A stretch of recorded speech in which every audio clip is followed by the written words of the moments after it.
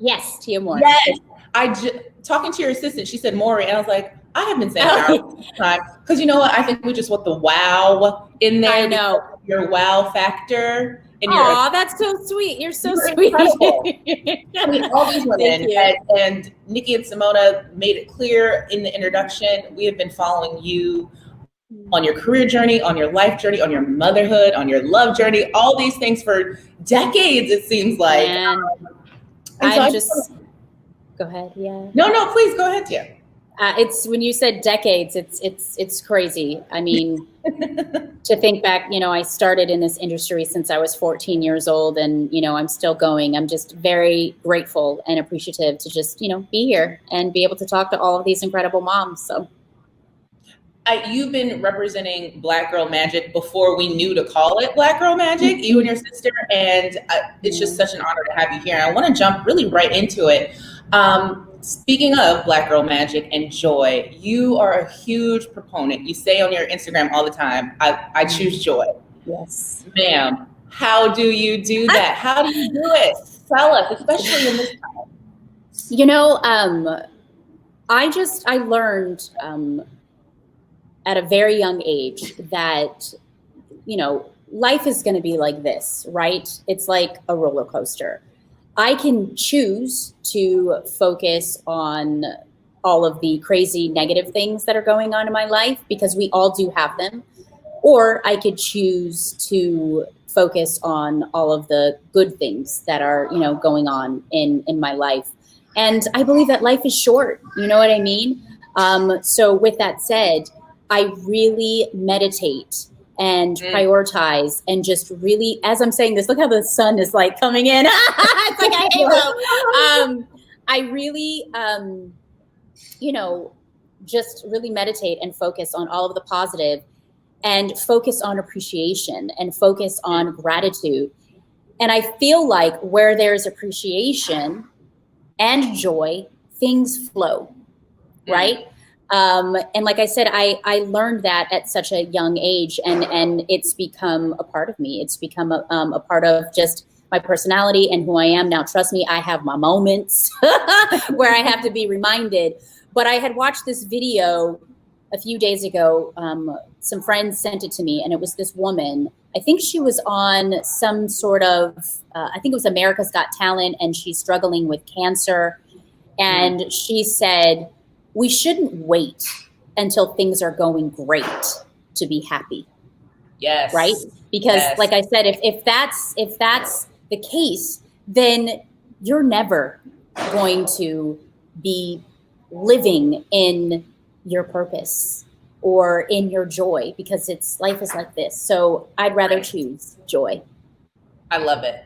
And so speaking of that, just in terms of, you say you choose gratitude, do you journal? How do you sort of like set yourself on that path every morning, week, whenever you can? I believe in self-care, right? I believe in, and we have a lot of moms in the audience right now, and I feel like we tend to always put others first, and we don't necessarily focus on filling our own cup. And I think it's something that we just naturally do, because women, we are natural it's like instinctual. We're natural at being nurturers. But again, I've prioritized myself. And it's okay to say, you know what? Before the kids get up, I'm going to take care of me. And meditation is what I do. I love to meditate. Exercise is a great way of just releasing a lot of anxiety, releasing a lot of stresses.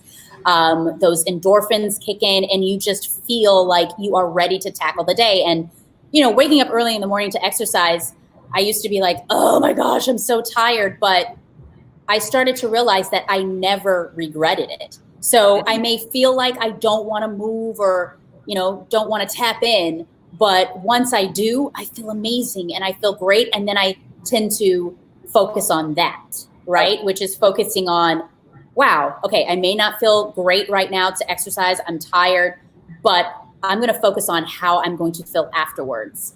So I exercise, and also, again, just putting yourself first in the sense of, I'm going to eat have a great breakfast, take my supplements, and just tap into me, right? And once I tap into me and make myself a priority, then guess who's ready? Guess who's ready to tackle on and take the day? I am. So then I can be that best mom, that best wife, that best entrepreneur, that best whatever you want to be. So those are some of the ways that I tap into myself. And again, walking in gratitude. I woke up this morning, my feet are on the ground. So absolutely. No, tap into me, tap into yourself. That's a t-shirt. It sparks so many things because we need to do it. You're right. You won't regret it.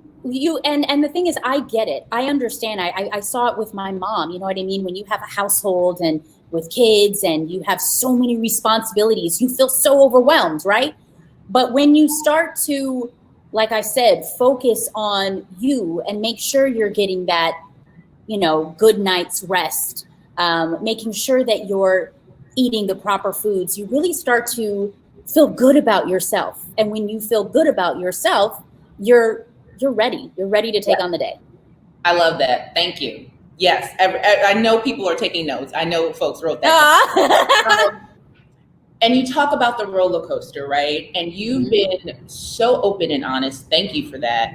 About your endometriosis diagnosis and your journey through that to motherhood. Can briefly just talk about that diagnosis and how you got from hearing the news to beautiful, healthy children. Aw, thank you. I'm going to try to make this short and sweet because I know that we don't have a lot of time because this definitely was a journey. But, I suffered for a while. I didn't know what was going on with me. I knew something was wrong. I would go to several doctors complaining about my symptoms. And, if some people who don't know what endometriosis is, it's a highly inflammatory condition that can cause infertility that can be very painful. It was debilitating for me during my menstrual. Sometimes I would have to excuse myself from class because I was at school during the time. Mm-hmm. And I remember being curled up in a ball, being in just so much pain that I couldn't even drive. I had to ask my sister to drive for me. So my point is that these were the symptoms that I was having, and then I would go to the doctors and just explain to them, and they would just say, oh, well, they're just cramps, put a heating pad on it, or go for a run, or take a warm bath. And I'm like, guys, I'm doing all of these things. But anyway, that went on for years of me just suffering.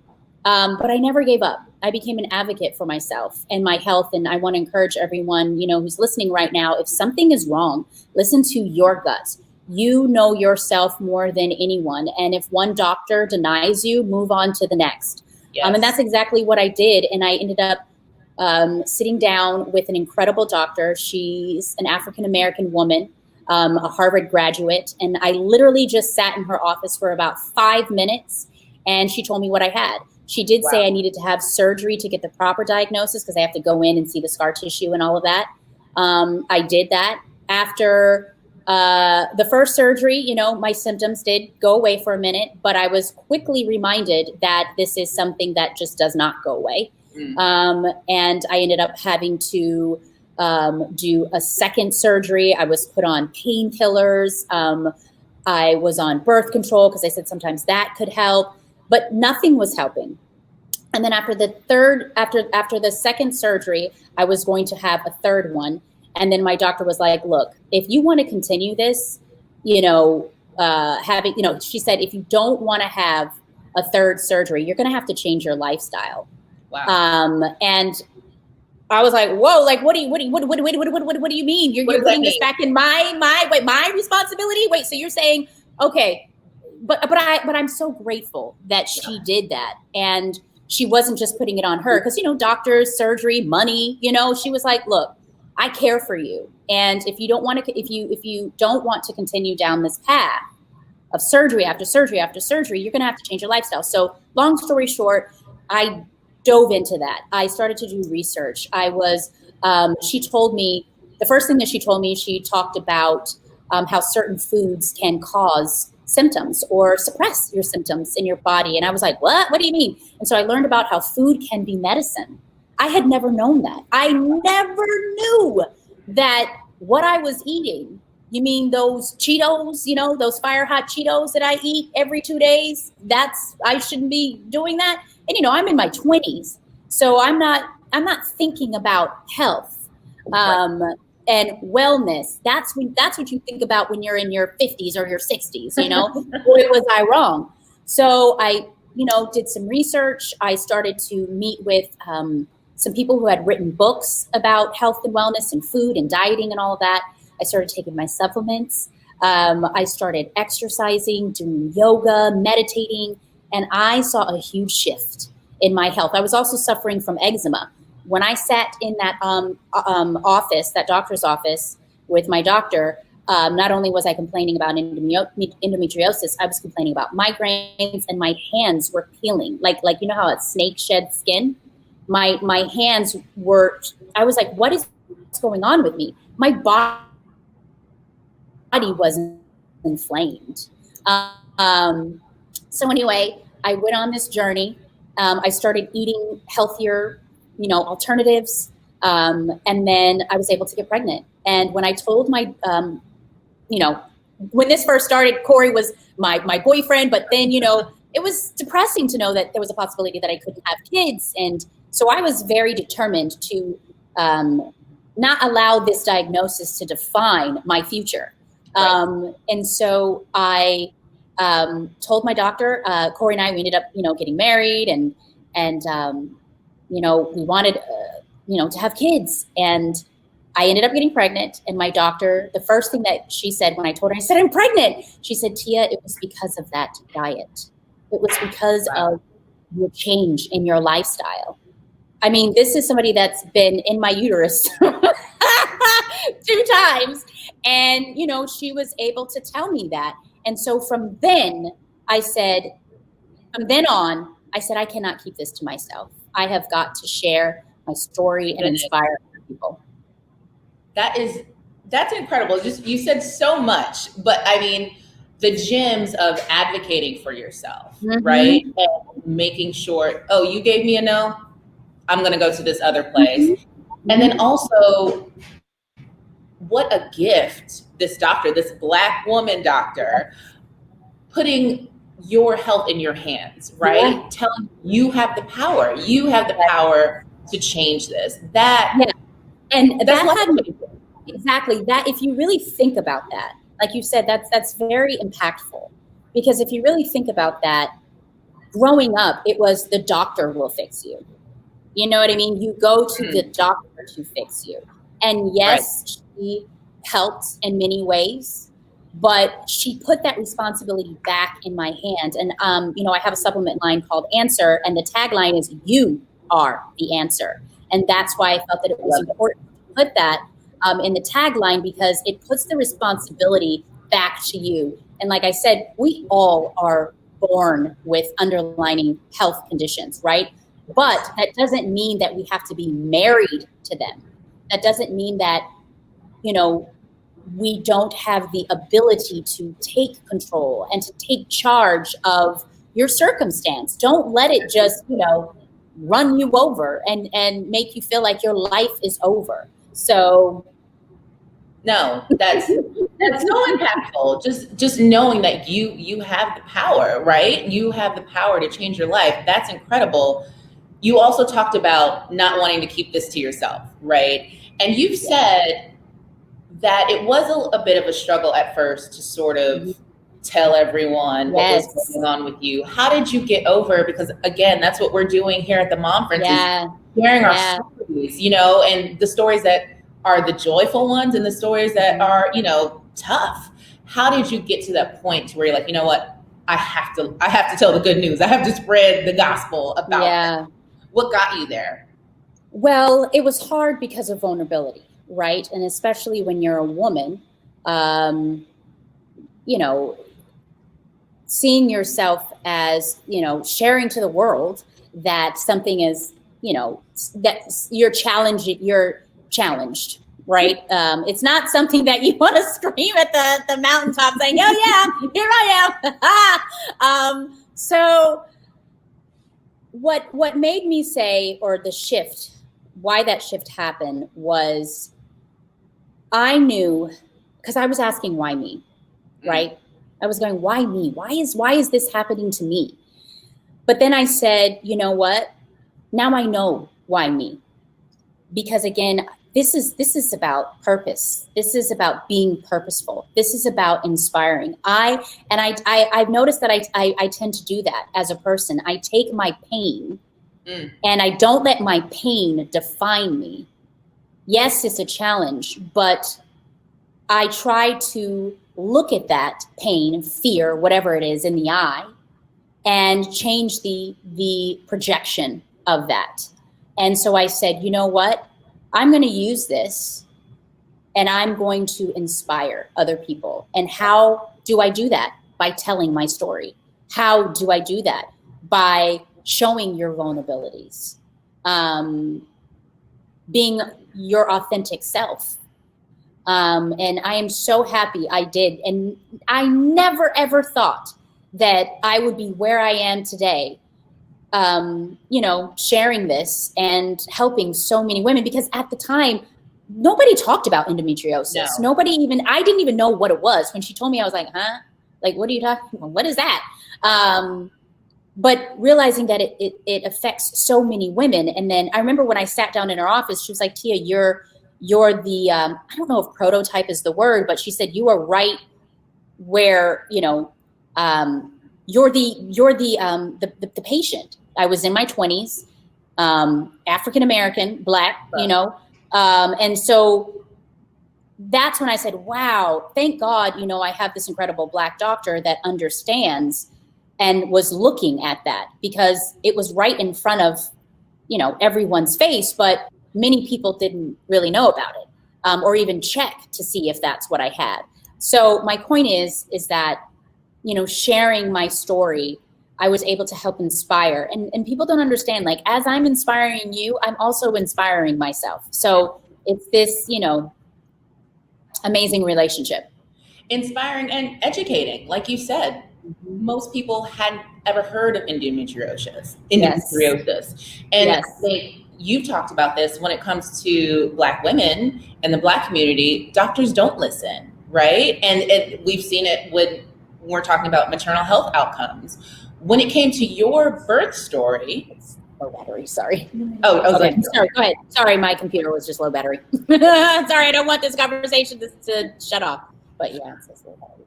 When it comes to your birth story, because again, we find often Black women aren't listened to. Serena Williams talked about it. I know. Talk about that story. And did you feel listened to? Did you feel safe? I mean, you had a partner with you there. How did that go? Because at this time, you've been advocating for yourself for years, right? And doing that.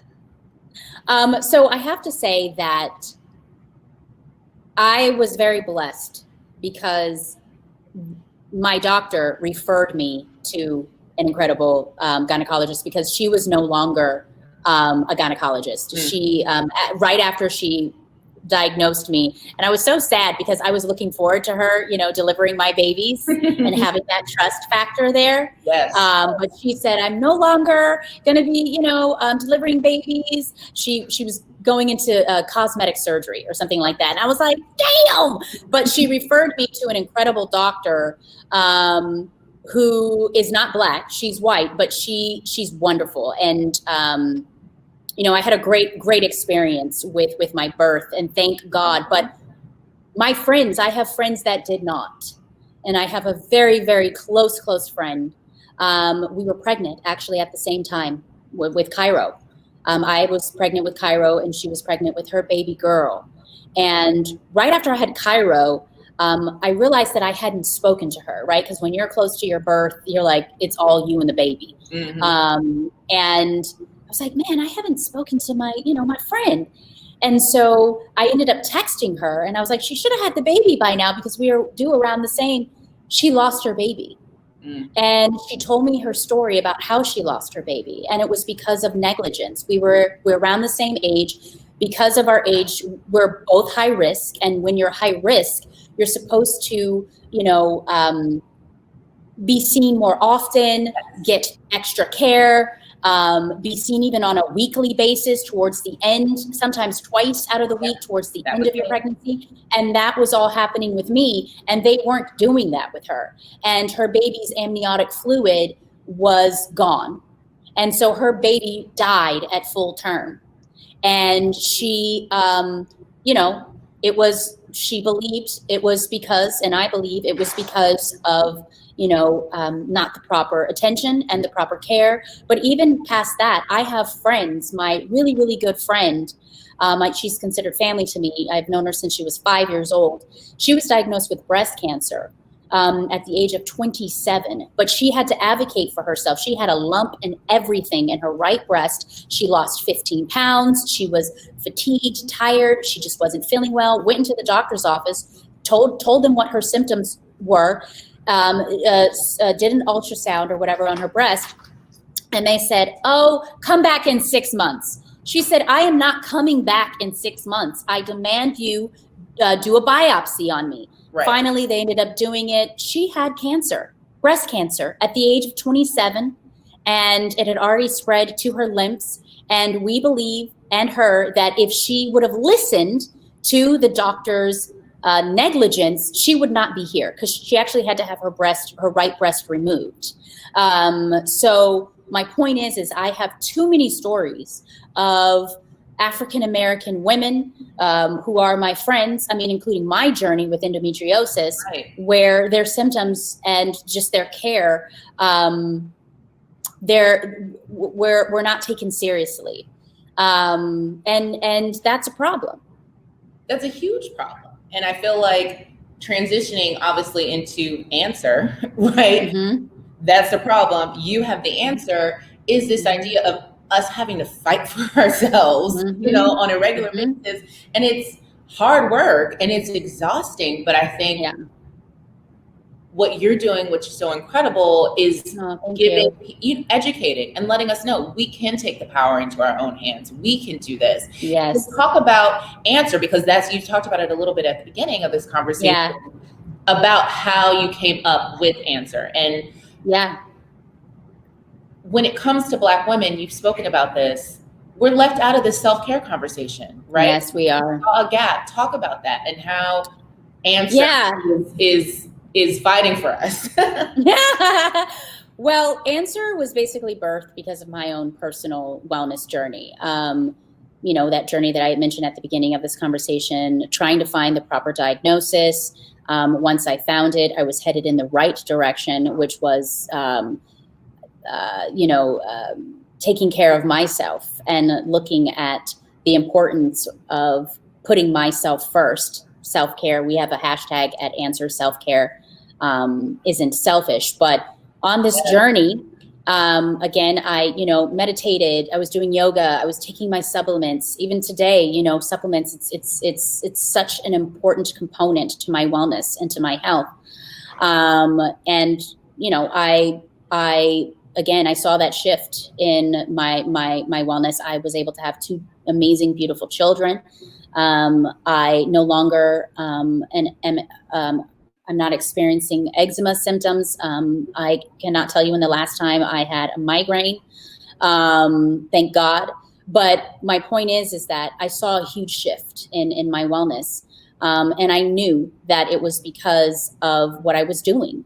And taking supplements was definitely one of the changes and the benefits to, my change in my wellness. I think we lost Tia briefly. We will get her back because she's dropping too many gems to miss.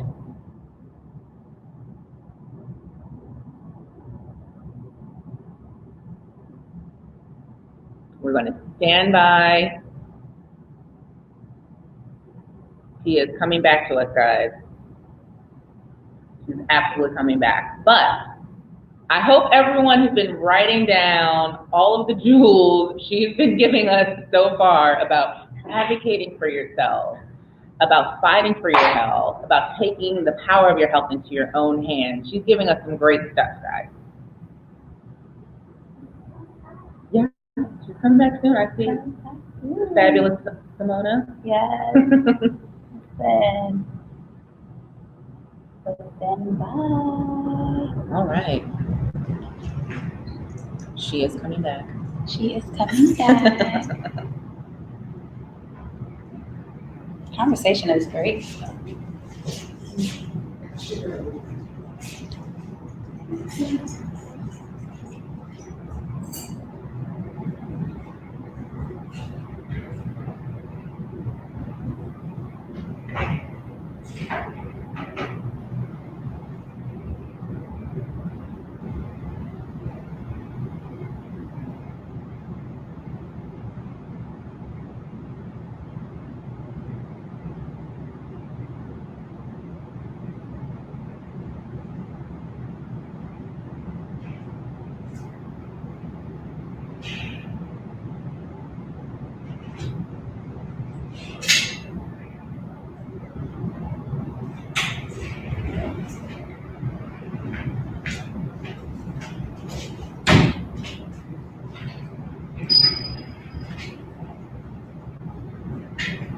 And now we have Nikki. Hi. Hey. Hey, boo. So I'm not by myself. So you're not by yourself. So we're working on getting Tia back.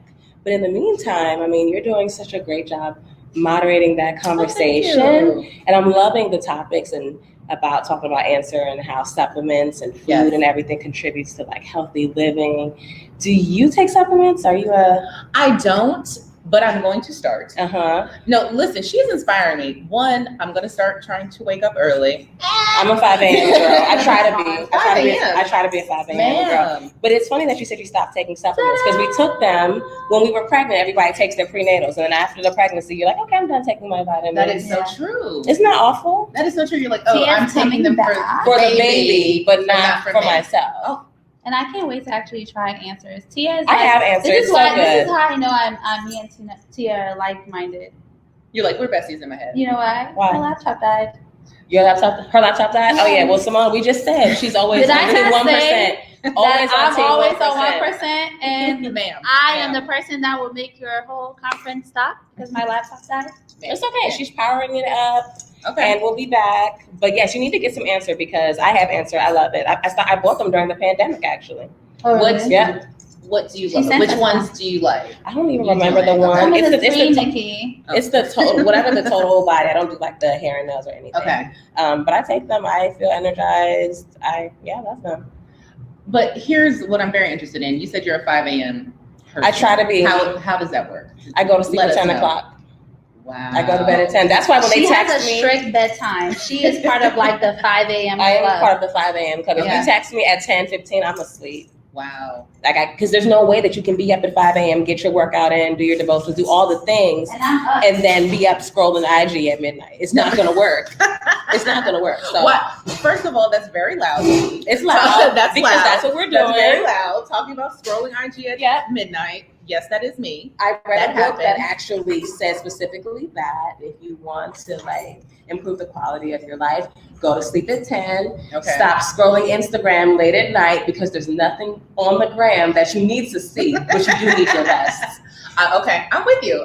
Yeah. Okay. Yeah. Okay. So after he snatched my edges, I applied that to my life. The book is called The 5 a.m. Club by Robert something. I'll send it. The 5 a.m. Club. Okay. Yep. Okay. So, I'm gonna try it. Mm-hmm. I get up early. I do my workout first thing in the morning. Before I do anything else, before my prayers, my devotional, I work out, get the endorphins going, take a shower, and then I can read my word and actually absorb it because I'm awake. Yes. Nobody wants a sleepy Bible devotional at 5 a.m. You're not really taking my bed in. And when are the kids getting up? So the kids get up around 8, and that's why I get up at that time. Okay. Because I have 3 hours to myself before. I used to wake up at 8 o'clock. We would get up at the same time. Yes, and that's it's just what we're chaos. doing. It's not doesn't working. work. It's not working. You're gonna be late. You're frustrated. They're frustrated. But if you have that good 1 to 2 hour window before they wake up, get your mind right, your body right, everyone's happier at the end of the day. But it took me, I don't know, the whole pandemic to figure this out. Right. Literally, right. It was like October 2020. I'm like, maybe I should wake up at 5:30-ish. And it's been life-changing, honestly. Wow. And is the hubby also getting up? Oh, the hubby is gone. He leaves for work at 4:30 in the morning. Okay. So it's just me and the kids. And that's another reason I need to be up, because I don't have that tag team support in the morning. Because I would be very upset if I'm getting up at 5:30 and homeboy is snoozing. Oh, no, he's okay. He's out of the house at 4:30, and then I wake up an hour later and get my day started. But it really has been life-changing. So. And what I think is incredible about that, you talk about it like getting up at the same time, which is exactly what we've been doing. You're frustrated and the kids are frustrated. Have you seen a shift in the kids' behavior in the morning when you're like, absolutely, because they're not feeding off of my energy, because I'm rushed and, well, hurry up and eat, hurry up and brush your teeth, Nick. Yes. No, I'm zen. Are you in my house? Are you? I'm in your business. I'm in everyone's business. And I think this is why it's so important for us to have these conversations, because there's so much similarities in how we parent. We just don't really talk about it. Yes. But yeah, Nick and our mornings would be rough. But now I wake up, I'm like, good morning, Nick. Your breakfast is ready. Your breakfast is ready. I'm not rushing to throw waffles in the toaster. No, everything's ready. Yeah. Waking up early is major key. It really is. That is a major key. And you know, Michelle Obama, forever first lady, she said the same thing. I remember her saying she would get up at 5 and get her workout in, get her life started. And I'm like, oh, that's Michelle Obama. That ain't me. 5 is early. 5 is very, very early. And I started out at 6:30. Then moved it up 30 minutes to 6. Then moved it to 5:45. So even if it's like a 6:30 a.m. time, that's better than 8. Yes. No, seriously. Because literally right now, our alarm clock is the 21-month-old screaming. And then the 4-year-old now saying, stop screaming. I don't want to get up. And we're both like, what's happening? And it's just, you're right. You start your morning off with chaos. Exactly. And then the rest of the day, you just feel like, you're playing catch up. Yeah. So just ease into your day, that 2-hour window, and then get the kids up and everyone's happy. And I'm not making it seem like every day is perfect. There are days where it's like, okay, I just couldn't get up this morning. I was exhausted, and that's okay, because we do a lot. But I do try every day to at least get up an hour before the kids do.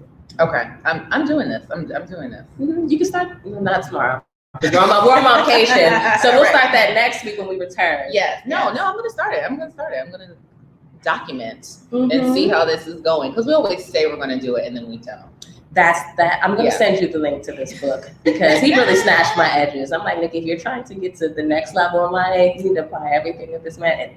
It's major key. I'll share it. Okay. That's amazing. And what else do you think in terms of sort of us taking care of ourselves that we need to be doing? Because Tia was dropping the gym. I'll say Tia talked about it all. Yes. Like, it's just like health-wise, in terms of like what you're eating. I think it's amazing. I always think I drink too much coffee, but then I think I need coffee so badly, but maybe I should. I'm trying to wean myself off of coffee, but I do need a cup of coffee in the morning to kick off the day. But I do try to hydrate. I try to drink a gallon of water every day. A gallon. That came from me doing a fitness challenge, and that was a requirement.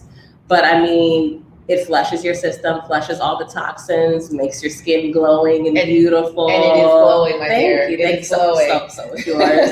But staying hydrated, I mean, helps with keeping migraines away. Like, staying hydrated and minding your business is so important. And minding your business. Yes, for sure. So that's one thing. And then Tia also talked about fitness, exercise. I definitely try to work out at least 3 days a week.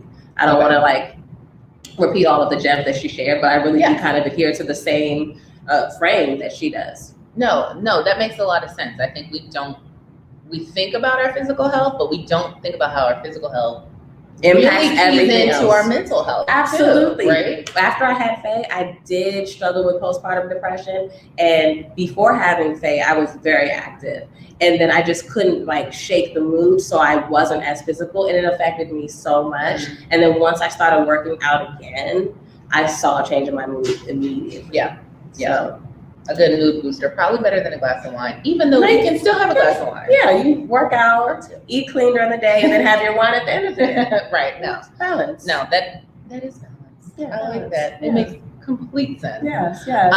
No, I think, honestly, why these kinds of conversations are important, and you said it, like, you see moms doing it and you always think like, oh, well, that's not me. Like she must have perfect children. Like that's I could never do that. But it's like, no, you can do it. You have we to all are doing carve the same the thing. time out to do it. And if you have to wake up earlier to get that time in, then so be it. One of our moms, I think she's watching, Crystal Galladay. Hey girl, she gets her workouts in the evening. Like we'll see her go through her day, and then she'll check in at 9 p.m. and say, you know what, at least I got in 15 minutes of lifting. I got in 20 minutes of cardio on my bike. So you just have to find that pocket of time. Yes. You need it. You deserve it.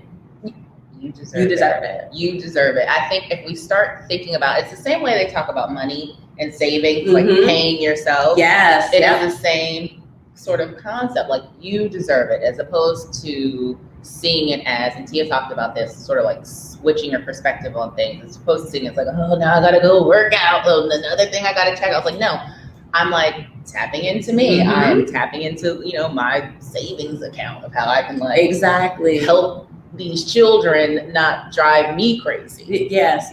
And I love when Tia said that you're not looking forward to the workout prior to, but she instead tries to think about how she'll feel post workout because you feel amazing. Yeah. It's getting to the workout. Like I'll put on my clothes and just be like, oh my gosh, I do not want to do this. But in your exercise clothes. Literally. But afterwards, you're like, I feel so amazing. I feel so energized. I'm ready to tackle, the day. So you just got to work your way up to that. Yes, train your mind to get there. I'm with you. Okay. But Helena, I didn't know that you had a new project. I do. I didn't know. I thought that was an exclusive to me. I'm working on it now. It's a part memoir, part reported book called The Mamas. Oh, amazing. Parenting in the Age of Everything. It'll be out this same time next year. Exciting. So I will be back next year, guys. You'll be back. Yes. Speaking it over the Momference, I will be back. Absolutely. And it's specifically about sort of like parenting when all this stuff, there's so much overwhelm, and not just in the regular parenting part, the overwhelm of racial injustice, racial reckoning, the overwhelm of a pandemic, the overwhelm of parenting your two beautiful brown girls in a gentrifying neighborhood where a little girl might say something slick to my daughter at the playground, and then I have to come out of myself. So it's all of those things and how, parenting as a Black mom is different. And absolutely. And hence the Momference. Exactly. And I don't think we talk about it enough in publishing. And so I was really keyed in to telling those stories and talking to other moms. And I see Tia's back. Live. No more Teddy. We're back. Thank you for bearing with us. We have 10 more minutes with Tia. So Helena, I'm going to let you take it away. Okay. Bye, guys. Oh. All right. Tia, we're back. Oh my gosh, we're back. I am so sorry about that. The computer just died. No. We were. Don't worry about it. The technology. I know that we don't have a lot of time, so. We don't. So I'm going to rapid fire questions at you. We were talking about Answer and self-care. And one of the things that I thought, so 2 questions I think we can get in. One, you are booked and busy, ma'am. Okay. So you are an entrepreneur with Answer. You are on Family Reunion. You've got the Lifetime movie coming out. You had a new cookbook coming out. How do you talked about meditation and sort of gratitude, but literally in your day, how do you make it all work? How do you fit it all in? It's $1 million question. How do you do it? I really take it a day at a time. And again, the word that seems to be coming up a lot is prioritizing. So, of course, everybody has a to-do list, right? But then I prioritize that to-do list. So yes, there are going to be days where that list is not completed, which is okay. And I had to learn how to forgive myself with that. You're not superhuman. You're not superwoman. But that doesn't mean that it's not ever going to get done. It just means not now, maybe later. So I keep a list. I prioritize that list. And I think what really helps me stay focused is I focus on one task at a time. So if I'm doing Tia Mowry's Quick Fix, it's just Tia Mowry's Quick Fix. So I'm giving 110% into that. And then once I'm done with that, then I'll move on to something else.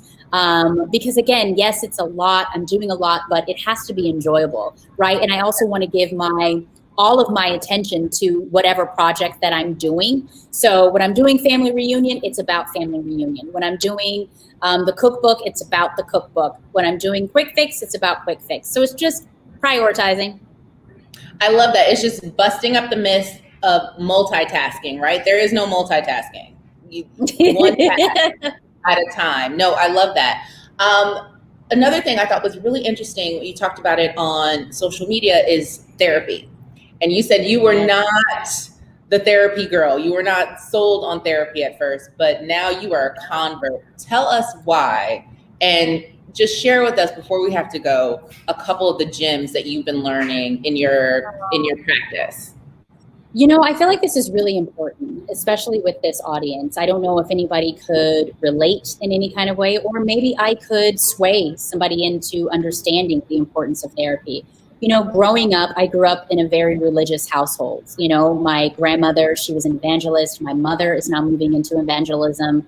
And it's not necessarily really supported. It wasn't really supported in my household. It was, you know, you pray to God, and that's who you pray to. And I do that. You know what I mean? Like, God is my number one.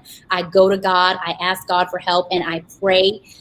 He is definitely my counselor. But I also think that it's important to also have, you know, someone else to help assist and help guide. And my therapist has been incredible with that. I see him, you know, I try to see him once a week. If I haven't, I never go without like 2 or 3 weeks without seeing my therapist. But he's really helped me with so many things. He's helped me with acceptance. He's helped me with perspective. And he's just, therapy in general has allowed me to see the importance of mental health, right? I see where I am now mentally, as opposed to where I was mentally 5-10 years ago. And I can say, you know, my mind it's clear. And when we, you know, we're talking about wellness, right? Wellness, in my opinion, it's mind, body, and spirit. So you can't just be focusing just on your body and then forget about your mind. You can't just be focusing on your mind and forget about your spirit. So my spirit is filled when I talk to God. You know what I mean? When I pray to God. My mind is filled when I focus on mental health with therapy, meditation. And then, of course, my body, it's, you know, me focusing on what foods, what am I eating? What am I putting into my body? So wellness, in my opinion, is when you're focusing and concentrating on all of those things, or looking at all of those things and making it a priority. Yes. Major. We have time for one more question. And you talked about your mother. You were raised by an incredible Black woman. Yes. What are some of the gems, if we're, you know, the Momference is all about celebrating moms of color and, you know, our unique experiences. What are the gems that you got from your mom that you pull into your mothering and your mothering of Cree and Cairo? You know, my mom has, the one thing that I've learned from my mother, which has really helped me become who I am today, is my mother never allowed for her current situation to be the precursor to what her future is going to be. My mother taught me how to dream. My mother didn't just teach me, she showed me. Meaning, you know, she grew up, they call it the pink apartments, right? She grew up in the pink apartments. She had 10 brothers and sisters in this small apartment. And it was hard. It was a challenge. It was a struggle for her and her family. But my mom was like, you know what? I am not going to allow my current situation to define where I want to be in the future. And so she got out of her situation. She enlisted, she went into the Army. And then, of course, she had us. And then, you know, she was one of the main reasons why I am here as, you know, well, as an entertainer, entrepreneur, talking to you. And I learned how to believe in myself. I learned how to be myself. My mother used to always say, don't let this business define who you are as a person. I learned about integrity, character, and I'm instilling those values in my children. Yes, you know, fame and all of that is it's fun, it's amazing, but it's not what really matters. What really matters is how you treat people. Are you giving? Are you kind? Are you living in your truth, your authenticity? Your hi, Cairo. That was Cairo saying hi, mommy. Yes. Are you living in your truth and go after your dreams? So I want, my children are observing me. So I want them to look at mom and say, wow, she's going after it. You know, she's being a doer. And that's what I learned from my mother. And I'm instilling that in my children. That is incredible. That you know, I think that just the generational lessons that we learn, and we have to really like just pour them over our kids, you know, the teachable lessons. That's incredible. We've got just a couple more minutes. What do you want to leave these moms with in terms of all the things that you're doing as we talk about wellness and Black women, Black moms, Black children? What final piece of advice, inspiration, vision boarding would you like to leave with our moms? You know, after having Cree, it became evident to me that, and I don't know, like I said, I wish I could see your faces, and hopefully, you know, we can do this again where I can see everyone. But just because you're a mom, it doesn't necessarily mean that you have to give up on you. Just because you're a mom, it doesn't necessarily mean that you have to give up on your aspirations, your goals, what you want to be, what you want to do in your life. It's never too late. It's never too late to start that business if you want to start that business. It's never too late to tap into you, meaning if you want to start working out and you know, and looking good from the inside out, it's never too late to start. Get on that mat, do yoga, do whatever you want to do. You know, so I think that is what I want to leave with a lot of these moms. And then also, there's no such thing as perfection. I feel like if there was one thing I wish, you know, someone would have told me about, you know, being a mother, is we try so hard to be the best, right? Meaning, I know I you know, do as a mom. It's like, you know, you work so hard to get food on a table or to, you know, provide for your family and your children. And you work so hard to make sure that your children are the best. Raising children is hard, y'all. Oh my gosh, it's hard. So if things aren't going your way, or if you have a hiccup, or if something happens, it's okay. You're not perfect. You're not perfect. Give yourself grace. Give yourself grace and forgive yourself. I feel like forgiveness is so powerful. And forgiveness also, we talked about joy at the beginning of this conversation.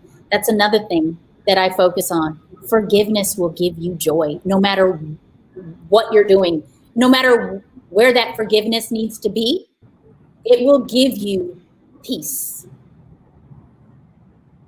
Tia, thank you so much. That was the perfect ending. Oh, thank you. Technical issues aside, this was an incredible conversation.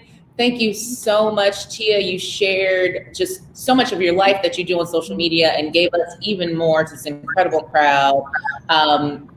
You are amazing. Everyone, buy Answer, watch Family Reunion, buy your next cookbook, Quick Fix. Tia Mowry, thank you so much. Thank you. Thank you guys so much for having me. And again, I hope I can see you guys in person next time. Thanks, Tia. Bye.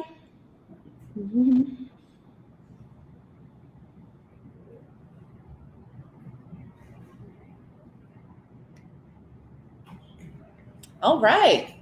That was That was great.